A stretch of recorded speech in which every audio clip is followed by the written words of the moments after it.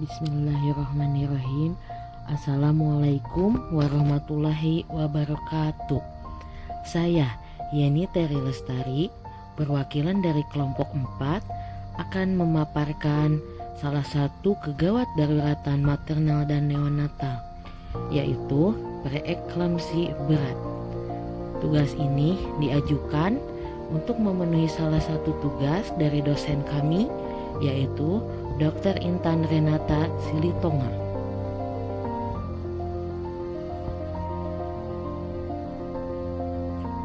Hipertensi dalam kehamilan terbagi dalam beberapa klasifikasi, yaitu eklamsia, preeklamsia, hipertensi kronik, superimpuls preeklamsi, dan hipertensi gestasional. Preeklamsia biasanya ditandai dengan tekanan darah yang terus meningkat dan hasil protein urin lebih dari positif 1, yang kemudian akan memperparah menjadi eklamsia. Hipertensi kronik, yaitu hipertensi yang terjadi sebelum kehamilan atau sebelum usia kehamilan 20 minggu. Superimpuls preeklamsi, di mana kondisi hipertensi yang memberat setelah kehamilan 20 minggu disertai tanda-tanda preeklamsi. Hipertensi gestasional, hipertensi yang terjadi sesudah usia kehamilan 20 minggu tanpa disertai tanda-tanda preeklamsi atau hasil protein urin negatif.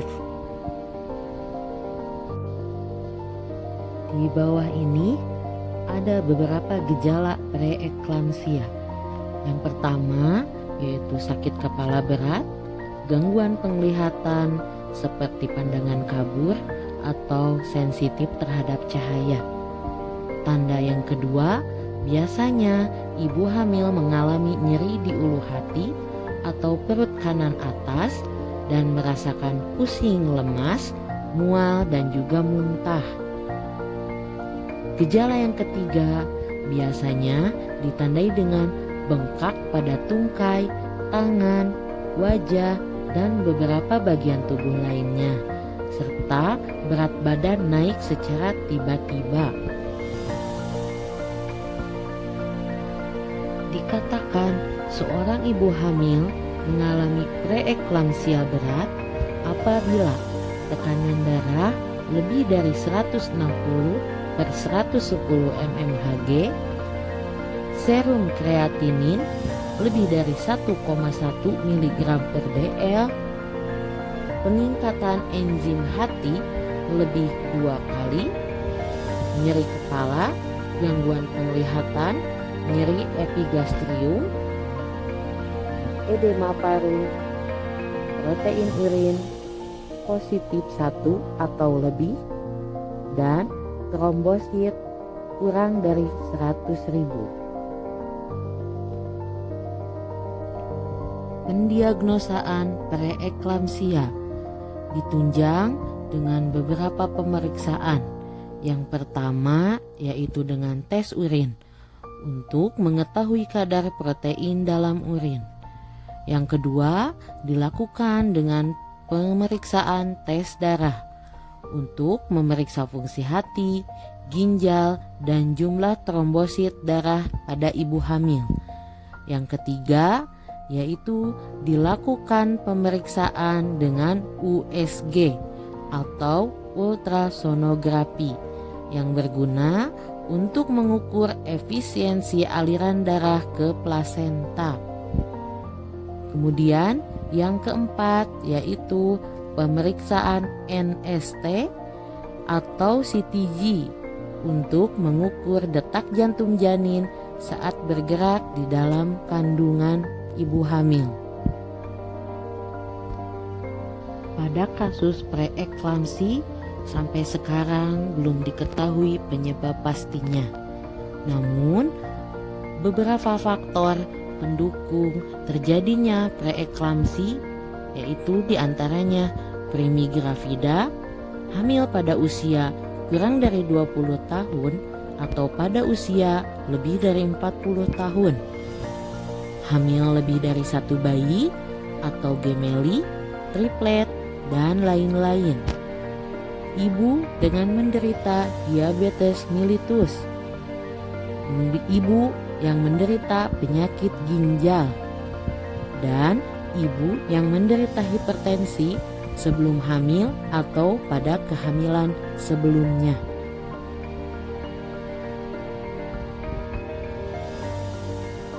Preeklamsia akan menyebabkan beberapa komplikasi, di antaranya solusio plasenta, penyakit kardiovaskuler di masa depan, sindrom HELLP, terganggunya tumbuh kembang janin, aliran darah ke plasenta berkurang, kelahiran prematur, bayi mati dalam kandungan, dan bisa berlanjut menjadi eklamsi.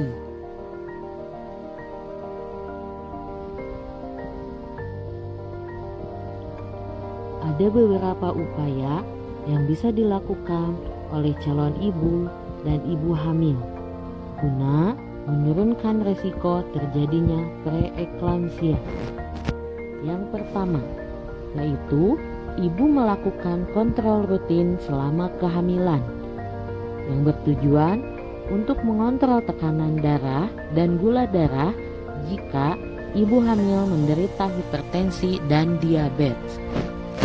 Yang kedua, dengan cara menjaga berat badan ideal sebelum dan selama kehamilan dengan upaya mengonsumsi makanan bergizi lengkap dan seimbang.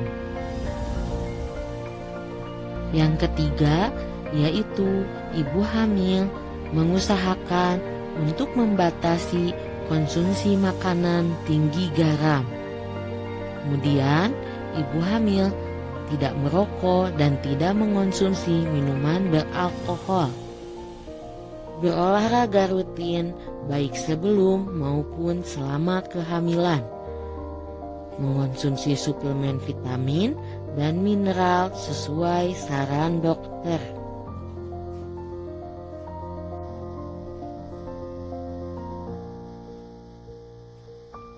Bila preeklamsi terjadi di bidan praktek mandiri, maka bidan tersebut harus melakukan rujukan dengan tahapan pra-rujukan, di mana bidan melakukan informasi kepada pasien dan keluarga bahwa pasien harus segera dirujuk, menentukan lokasi tujuan rujukan, dan memberikan informasi kepada calon tempat rujukan.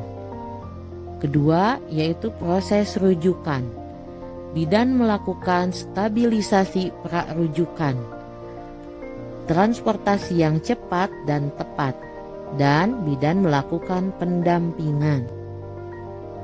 Pasca rujukan, yaitu dengan rujukan balik, pencatatan, dan pelaporan.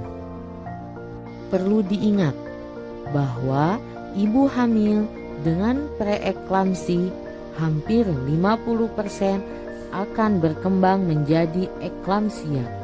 Maka tenaga kesehatan wajib mengobservasi ketat selama kehamilan, yaitu tekanan darah, protein urin, dan pengecekan kerusakan organ target.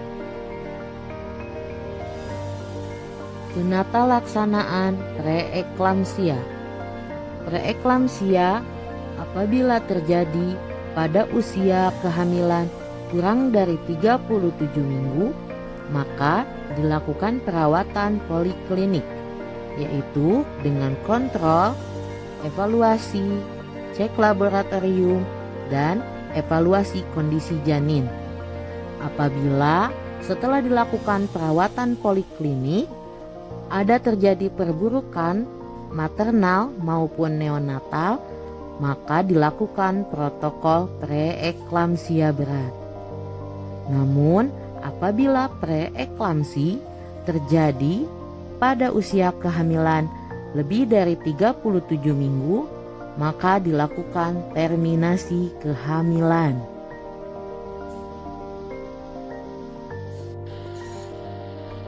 Obat antihipertensi diberikan bila tekanan darah ibu hamil melebihi dari 160/190 mmHg dengan tujuan untuk keselamatan ibu dan mencegah penyakit cerebrovaskuler.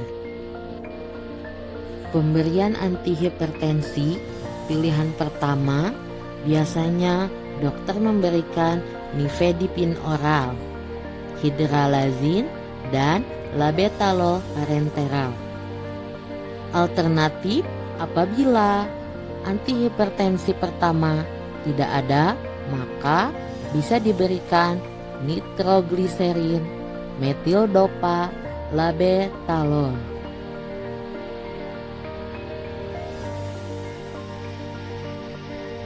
Di bawah ini adalah dosis dan cara pemberian MgSO4, yaitu tahap pertama loading dose, di mana 4 gram MgSO4 40% dilarutkan dalam 100 cc NaCl harus habis dalam waktu 30 menit.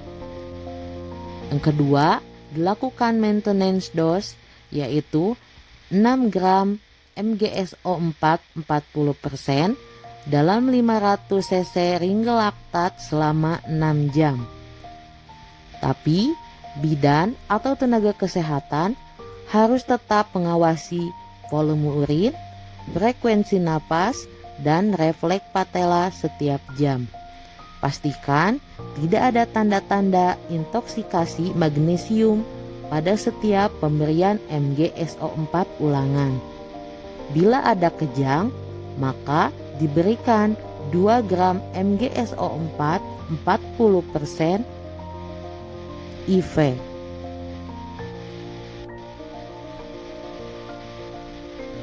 Secara IV atau intravena.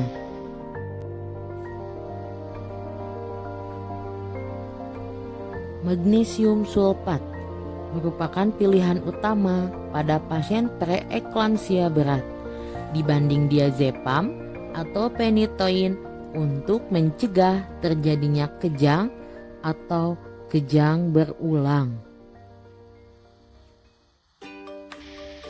Di sini kelompok 4 melakukan role play bagaimana penanganan ibu hamil dengan preeklamsi berat di rumah sakit. Warahmatullahi wabarakatuh. Kami dari kelompok 4 S1 Alih Jenjang Kebidanan mata kuliah Kegawat Daruratan akan melakukan real emergency preeklamsi berat di Rumah Sakit Bautista Bandung.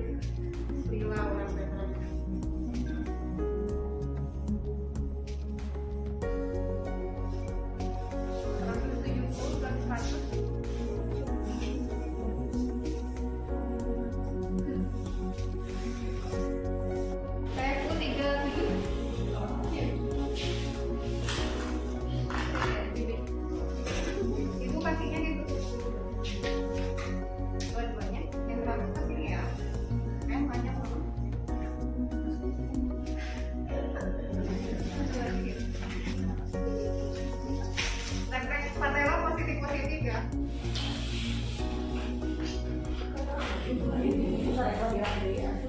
4 cm ya, pertumbuhan positif.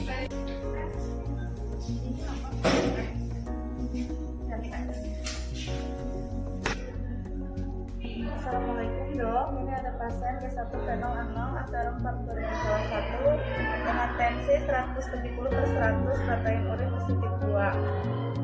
Nadinya 87, respirasi adalah 1, suhu 36,5, DJJ 155 kali per menit.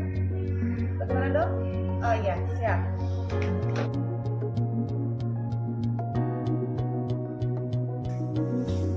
TK Ringgas MDS 4 40%. Ya.